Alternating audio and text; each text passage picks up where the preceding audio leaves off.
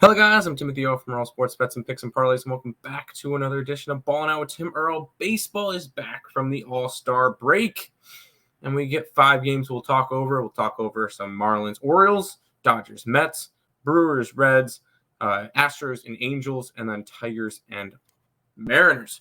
Now, before we jump into it, if you guys are interested in all of our MLB plays that are up on the site, because the ones that are up here, those are the ones that me and Nick have to agree on. So the games I'm going to go over, some of them may be on the site, some of them may not be. Me and Nick could be against each other on some of these. It is what it is. All the ones that we agree on, all of our best bets are up on the picksandparlays.net website. If you guys are interested in checking that out, you can also check out all of our other plays over on the Picks and Parlays site, including MLS, WNBA, and CFL, all available whenever the games are on.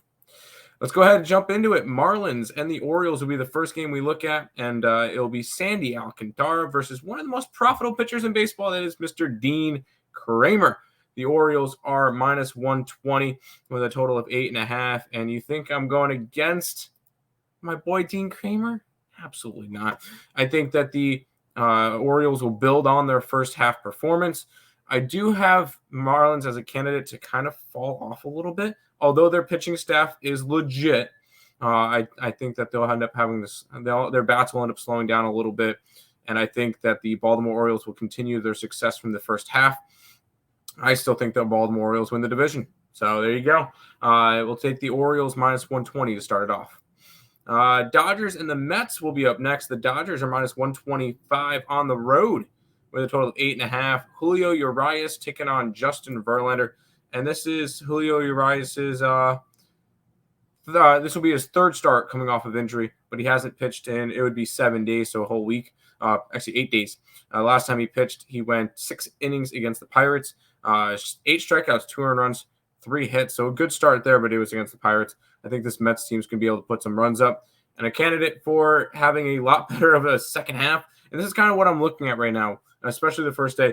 Which teams do I think are going to have good second halves? Which teams are going to have poor second halves?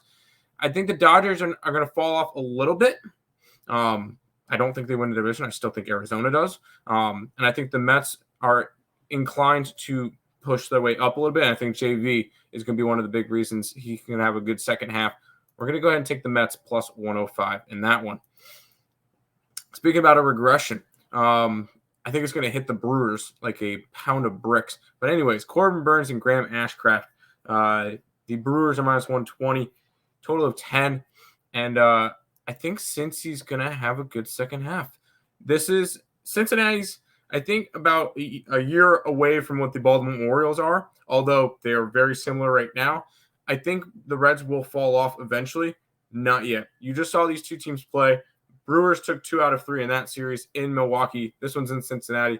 I think the Reds take care of business in this series. We'll go ahead and take them plus 100.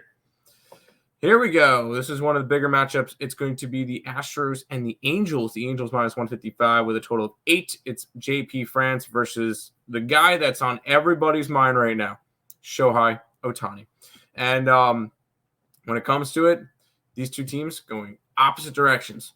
And I'm getting plus money on the Houston Astros just because of Shohei Ohtani pitching for the Angels.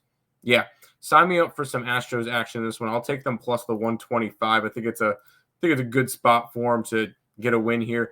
And I like fading Shohei, who will most likely be in a another uniform in a couple of weeks. Lots of teams talking to him. And I think he might be the first player to get all 30 teams to offer him a contract in the offseason. But no. I'm grabbing the Astros and fading Ohtani in this one. You're taking you're telling me a Angels team is minus 155 and they've won 1 out of their last 10 games. I know there's been an All-Star break. Astros in this one.